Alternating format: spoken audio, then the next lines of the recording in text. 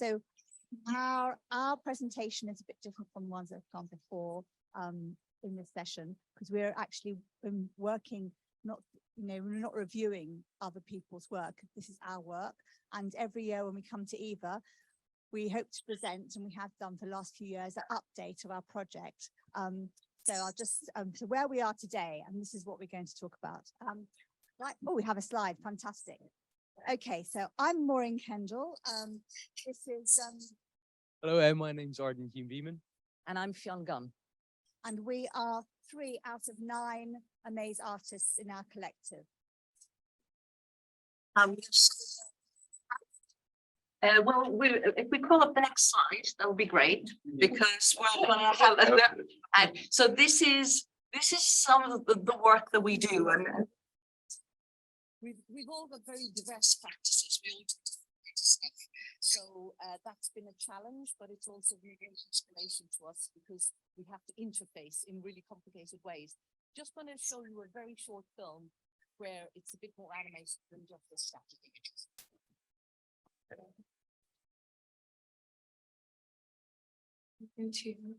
It's about 1 minute. We didn't put a link in especially because we thought there'd be issues, so we're just going to process for and this shows an example of diversity across our collective. People are working both digitally and tangibly on those sorts of things.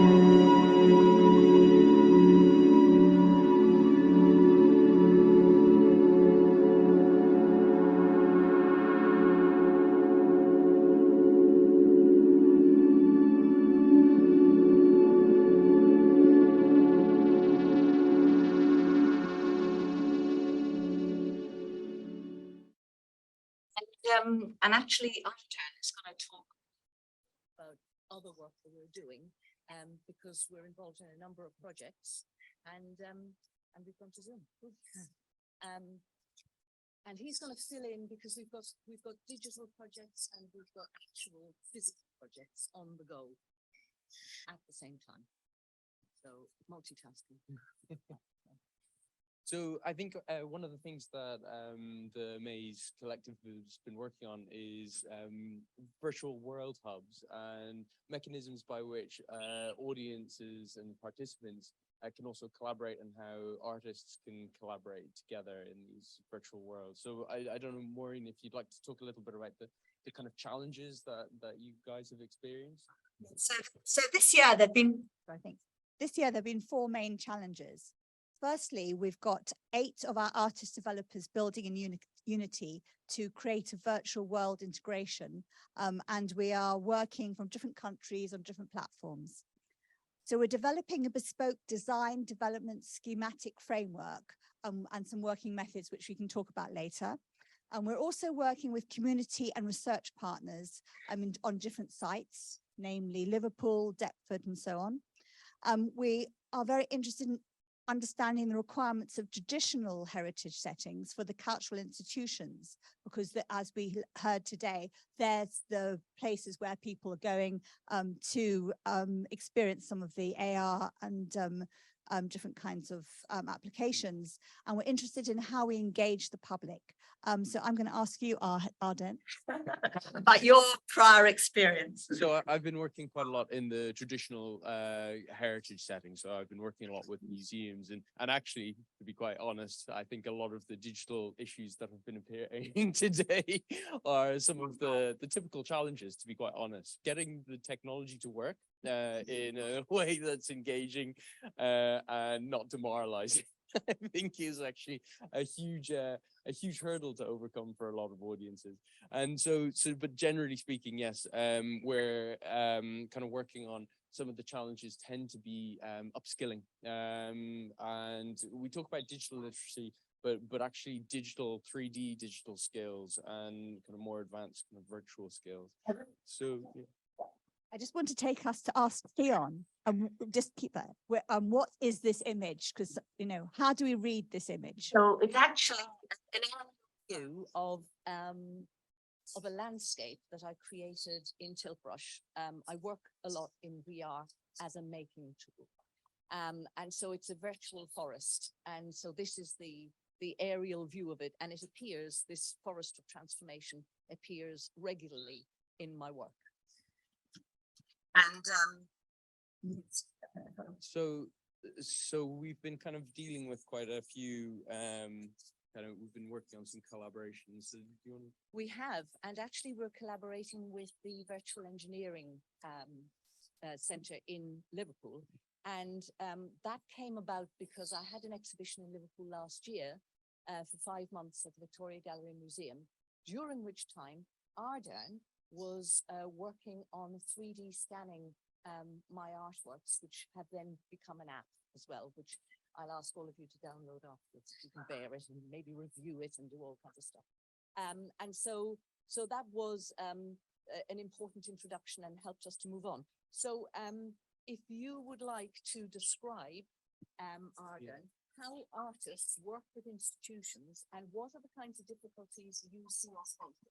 So, well, with institutions specifically, that's a very complex question. But with digital, one of the things that we're really working towards with building these collaborations is putting forward kind of digital foundations, and something that's maybe quite obvious from maybe not obvious, but from a lot of the talks that we've had so far, we've been talking about very large, major kind of heritage institutions. You know, there are thousands of sites across this country, kind of small castle sites. Actually, sometimes they're quite big, and the archaeological sites that desperately want this kind of technology, and they rarely get it. So, how do we build up this this kind of foundations?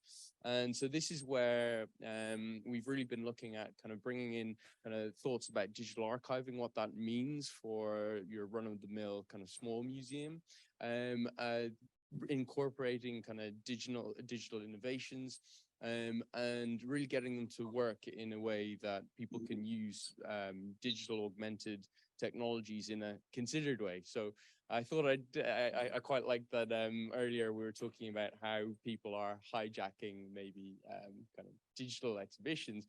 One of the most interesting things is as soon as I go and train students, they're out with Instagram using filters to see if it'll pick up the statues' faces. So if museums don't do this, if the small museums don't do it, then people will do it for them. So yeah, so trying to incorporate that and ensure that that we build those foundations that people can use. And what we're up to at the moment, as well as working with the VEC, is we're planning a blended exhibition in Deptford coming up in October. And so get on our list and we'll invite you. We're working with lots of local partners. And one of the things about the exhibition space is we want to really improve footfall. It's an amazing space, but often people kind of don't know about it. And so we're involving all kinds of partners like schools, universities, community groups, and other groups as well that are not London based, because we'll be doing online streamed events. And we're also kind of throwing open the space for people to come and use it for their own purposes. So we started with, at Fact Liverpool, we did a little tester. So all those things that can go wrong, like the tech, we were trying out. And so this happened in March this year. We were doing that. And yeah, and so, yeah, so. So what are the insights that we have gained? Well, I mean, for me, it's the audience appetite. I think based on, and you'll see that image on the right is actually an image from the immersive installation I had embedded in the exhibition I had at VGNM last year. And one of the really striking things about it was people coming in and making themselves at home in this immersive space. And I'm very glad to say that I actually, which, you know, doesn't happen that often, the staff at the museum used to come up and go in during their lunch breaks and sit down and just be in it. And I said, that's amazing. I mean, you can see this anytime, any day. And they said, yeah, but it's very relaxing. We can chill here. So I took that as a great compliment. And also the fact that babies were able to go in and roll around on the ground, and elderly people could go in and sit down and be comfortable. And I think that's really important. I'm going to talk about the proof of concept, which we're working on at the moment. We are doing a proof of concept using Unity. We're working as developers, and therefore we need to work with integration functionality. Our development approach is expanding new development methods and standards for new kinds of creator worlds where users have experiences. That's a more general heading. There's lots that go under that, which we can talk to you individually about if you're interested. Now, in our development, we always have challenges, and I'm going to just talk about one of the challenges that we've had. So we got some funding to work with the VEC, and we were also connecting with the Liverpool Museums, is an umbrella body of all the different Liverpool museums. Unfortunately, they had some management challenges and changes. So while we were working with them, our conversations with them sort of slowed down, but then we had to go and work with the VEC. So we just had to continue, even though we didn't get our specification with the museum, which is, you know, it's part of the role. And I think it's important to expose these kind of things, because otherwise we just hear all the good news. We don't always hear, oh my gosh, how are we going to do this? So, but we've got some very positive and useful insights. So some of us went and visited, guided by Fion, Liverpool, and visited all the target museums and the gallery sites, spoke with diverse user groups and also the invigilators on site. And we gained lots of insights on the grassroots level, never mind the management. So we had to make an ongoing decision, which we did just recently, like a week ago, as we worked with the VEC. And we have decided to go for a mobile app with options for something called 3D Core and AR Build, because you need to set these things up at the beginning of the project for the user at the other end. And we're delivering both to iOS and Android platforms for this stage of the application. Obviously, in the future, we would plan to have more immersive and goggles on type other versions. So yes, so this proof of concept that we're working on, you know, is really fascinating and challenging for us. And I wanted to ask Ardern as well. I mean, do you want to say a bit more about the proof of concept, Maureen? No, I know. I'm sure you want a bit more detail. Okay, on to the next slide. So this is interesting because I found this schematic, so we'll go to the next one. And I wanted to ask Ardern about this, because I've got a lot of experience with physical curation, but digital curation, I think is, as it has been touched on by previous speakers, is sort of very important as well. So Ardern. And yeah, so this is another area of trying to establish this kind of digital infrastructure and digital skill set for institutions, particularly small ones as well, to understand. In the kind of digital work that I do, building photogrammetry models. So this is models built from thousands of photographs. Just the huge amount of data storage that you end up with, the amount of redundancy that's potentially there, and what can you consider redundant, and you know, what is the, do you put a retention date on some of this kind of data? And so this is very much a kind of watch this space. We don't have answers really. I mean, you go to someone with thousands of photographs per object and you go, what will we do with this in the future? And currently there's not a good answer, I don't think. It's quite interesting. We have meetings. We just to diverge very quickly, we have meetings once a week at least, online and physically. And the last few meetings we've been talking about very simple things like labeling files, about labeling folders, all these kind of things so that people can actually work collaboratively. And it sounds simple, but actually it's difficult because you have to structure it. We all have to understand where everything is. And we were talking about different kinds of, I forgot the name of it, how to write it. What was it called? I think, well, are you referring to my working through camel case with you?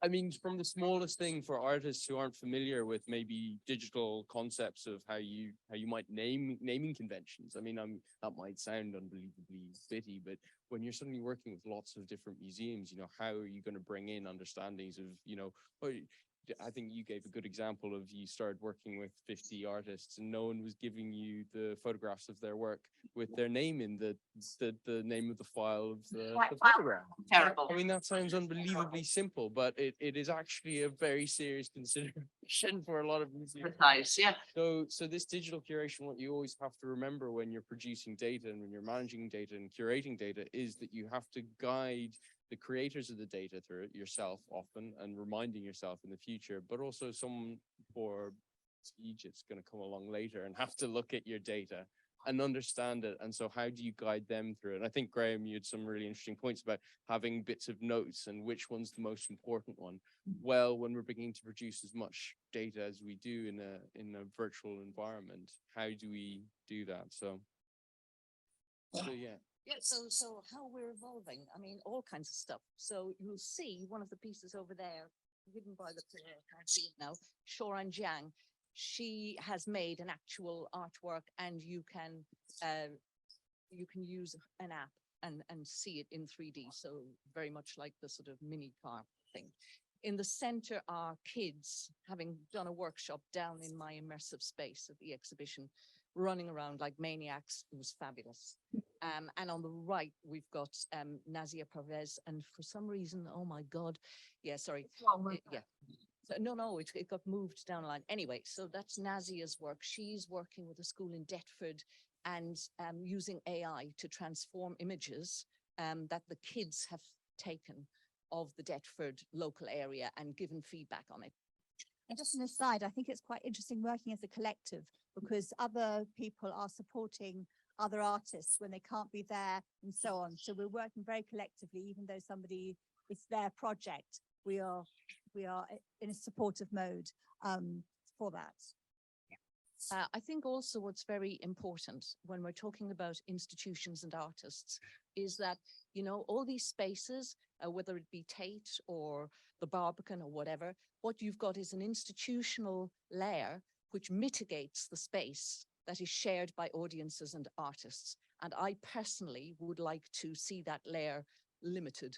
And I would like to see much more direct power for the artists because actually the audiences want that as well.